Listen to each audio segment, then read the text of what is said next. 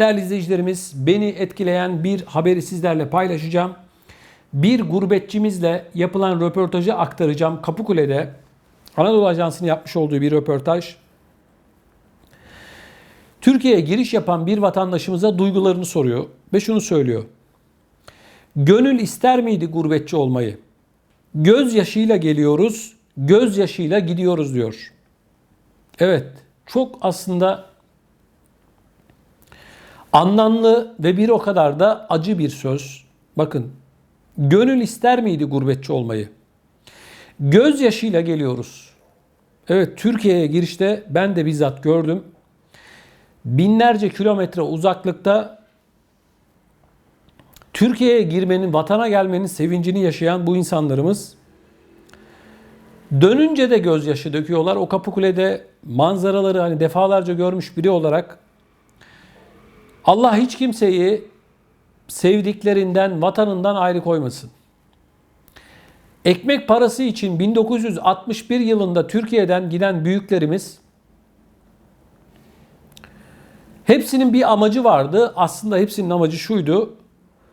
Bir ev parası biriktirmek ya da bir traktör parası biriktirmek ya da bir tarla alabilmek, geçim derdine gitti hepsi.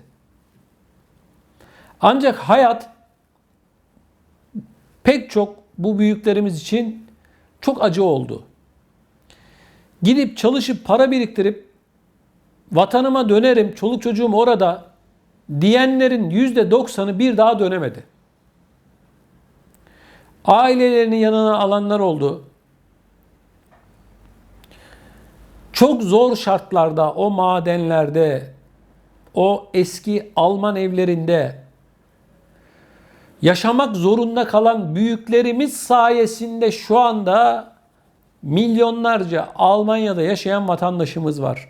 Çileğin en büyüğünü onlar çektiler. Şimdi o kadar çok etkilendim ki bu gurbetçimizin söylediklerinden. Diyor ki, gözyaşıyla geliyoruz, gözyaşıyla dönüyoruz. Şimdi düşünebiliyor musunuz? Şimdi gurbeti bilmeyene bunu ben ne kadar anlatsam anlamayacak. Bu gözyaşı hiç bitmiyor. Ömrünün sonuna kadar vatan hasreti, sevdiklerinin hasreti bitmiyor. Yılda 3-4 hafta geliyor, tekrar dönüyor. Bir ay sonra bu hasret yeniden başlıyor. O Kapıkule'den girişlerde gurbetçimizin o sevincini, sevinç gözyaşını hiç kimse anlayamaz. Sadece yaşayanlar. Dönüşte de o Kapıkule'den dönerken de o acıyı da kimse anlayamaz. Düşünebiliyor musunuz? Ömrünüzün sonuna kadar bu hasret hep var. Bıraksan bırakamıyorsun, nasıl döneceksin? Gitsen gidemiyorsun, nasıl gideceksin?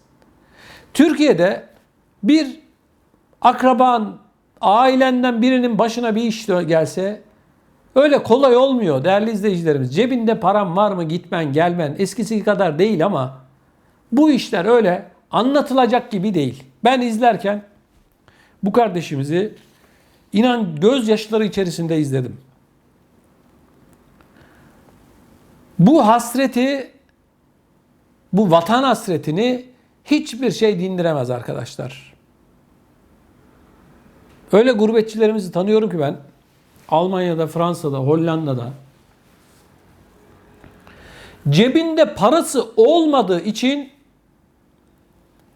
3-4 yıldır Türkiye'ye gidemeyenler. 3-4 yıldır memleketin hasretini çekenler. Bir sürü insan tanıyorum ben böyle. Birileri de kalkıp Türkiye'de diyor ki davulun sesi tabii uzaktan hoş geliyor. Bir eliniz yağda, bir eliniz balda diyor.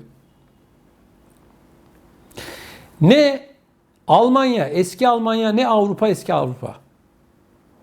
Pek çok insanımız için geçinebilmek öyle kolay falan değil.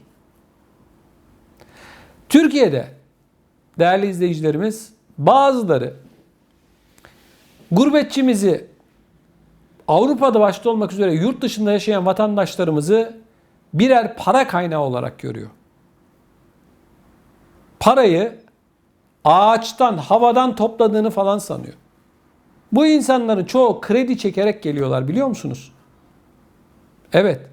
Vatan hasretini, sevdiklerini görebilmek için, bu hasreti dindirebilmek için borçlanarak Türkiye'ye geliyorlar. Bunları biliyor musunuz? Evet, o hasreti anlatamaz. Anlatılacak gibi değil. Bu nasıl bir şey biliyor musunuz? Yaşamadan hani anlatılacak gibi değil derler ya. Sadece yaşayan bilir. Allah kimseyi yurdundan, sevdiklerinden her ne sebeple olursa olsun ayrı koymasın. Bunları anlatırken bile şu anda burnumun direği sızlıyor. Allah hiç kimseyi sevdiklerinden ayrı koymasın. Vatanından ayrı koymasın. O Kapıkule'ye girişte beni takip edenler bilir. Pek çok vatandaşımızla röportajlar yaptım. İnsanların o duygularını, o gözlerindeki o sevinci, mutluluk sevincini, o hasretin dindiği anı anlatamam. Anlatılacak gibi değil. Beni şu anda en iyi bu anlattıklarımı da yurt dışında yaşayan vatandaşlarımız en iyi bir şekilde beni anladığını düşünüyorum. Birileri de kalkıp bu insanlarımızı, bu kardeşlerimizi, bu canlarımızı Türkiye'de hakir görüyor. Ne diyorlar yurt dışında yaşayan vatandaşlarımız? Avrupa'da yabancıyız, Türkiye'de Almancıyız. Çok ayıp bir şey bu.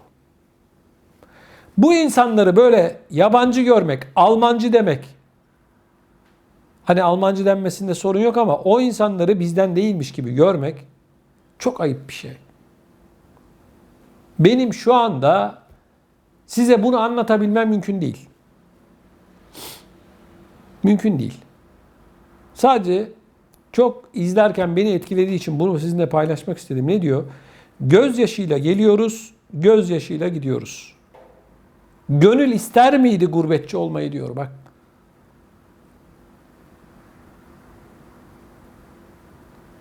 O nedenle Türkiye'den bizi izleyen tüm vatandaşlarımızın her ne kadar anlamasa da biraz empati yapmasında fayda görüyorum. Anlamaya çalışsın en azından bu insanlarımızı. Türkiye için canlarını verirler bu insanlar, biliyor musunuz? Senden daha çok verirler. Senden önce kendilerini bu ülke için, Türkiye için siper ederler. Allah kimseyi, tekrar ediyorum, vatanından, sevdiklerinden ayrı koymasın. Allah kimseyi gurbetçi de yapmasın. Ama ekonomik nedenlerden dolayı, maalesef ekonomik şartlardan dolayı insanlarımız binlerce kilometre ötelere gittiler. Sabahlara kadar çalıştılar, çalışmaya devam ediyorlar. Ben size, bilmeyenler için söylüyorum, İlk kuşak 1961 yılından sonra Almanya'ya, yurt dışına gidenlerin hayat hikayelerini anlatsam 3 gün uyuyamazsınız. Ne zor şartlarda çalıştıklarını, ne zor şartlarda para biriktirip Türkiye'ye gönderdiklerini anlatsam inanamazsınız. Hepsi bir traktör parası biriktirmek için gittiler ama bir daha da geriye dönmediler. Aramızdan ayrılanlara Allah'tan rahmet diliyorum. Hayatta olanlara da sağlıklı, mutlu bir ömür diliyorum. O nedenle değerli izleyicilerimiz, yurt dışında yaşayan vatandaşlarımıza Türkiye'den en ufak bir şekilde olumsuz bir şey söylendiğinde ben kendimi çok rahatsız ediyorum ve işimden dolayı sizler adına da onlara cevap vermeye çalışıyorum, konuşmaya çalışıyorum. Yurt dışında yaşayan insanlarımızın halini Türkiye'de bulunan insanlarımızın tamamen anlamasını beklemiyorum. Sadece saygılı olmalarını rica ediyorum. Gurbetçilerimizi para kaynağı olarak gören, gurbetçilerimizi kandıran, dolandıran pek çok insan var. Allah onları ıslah etsin. Allah onları ıslah etsin. Yıllardır Türkiye'ye gidemeyen, ne dedim, bir sürü insanımız var. O kadar çok üzülüyorum ki Yani onların durumuna hani elimizden geldiği kadar biz de kendi çevremizde falan o arkadaşlarımıza, insanlarımıza yardımcı olmaya da çalışıyoruz. Hani görüp sadece kafamızı çevirmiyoruz. İmkanlarımız doğrultusunda bizler de çevremiz doğrultusunda sevdiklerimizle imkanı olanlarla beraber el birliğiyle yardımcı olmaya çalıştığımız, Türkiye'ye gönderdiğimiz kardeşlerimiz var. Çevrenizde bu ve benzeri durumda sıkıntı içerisinde olan, Türkiye vatan hasretiyle yanıp ama gidemeyen, eğer varsa insanlarımız, imkanlarınız varsa yardımcı olmaya çalışın. Ya da birkaç kişi toplanıp, biz öyle yapıyoruz. Birkaç kişi toplanıyoruz. Herkes imkanları doğrultusunda, az çok demeden bu kardeşlerimizi hiç de onları üzmeden, onlara sürprizler yaparak, onlara hani kalbini kıracak şekilde birer yani yardım ediyormuş gibi değil, abi kardeş gibi onlarla bir şekilde tatlı dille onlara biletlerini alıyoruz. Cep harçlığını cebine koyuyoruz ve gönderiyoruz.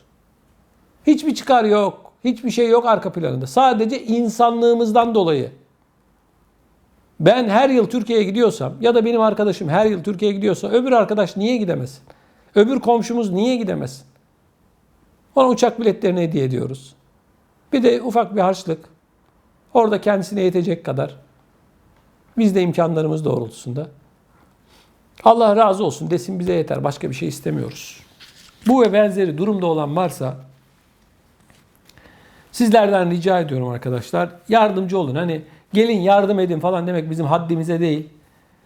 Hani birazcık duyarlı olalım. Bu konuda da hani diyeceksiniz ki ya kardeşim Türkiye'ye gidip gezecekler falan, o yardım mı? Yardım değil bu aslında. Onun içindeki bu hasreti dindirmek. Bak ne diyor gurbetçi? Diyor ki hem diyor gelirken gözyaşımız bitmiyor diyor. Hem dönerken de bitmiyor diyor bu. Şimdi bu kadar güzel bir ifade olamaz. Bu kadar güzel bir vatan hasretini dile getiren ifade olamaz. İşte bu insanlara hani yardımcılık olmak değil de hani insani görevimizi yapalım. Ya kardeşim 3 gün sonra öleceğiz ya, ne olsun bir ayda bilmem ne yemeğini yemeyelim ya, ne olacak ya? Ne olacak yani? Veren el alan elden her zaman üstündür. Allah da tabii ki daha fazlasını verecektir, layık görecektir. Amenna.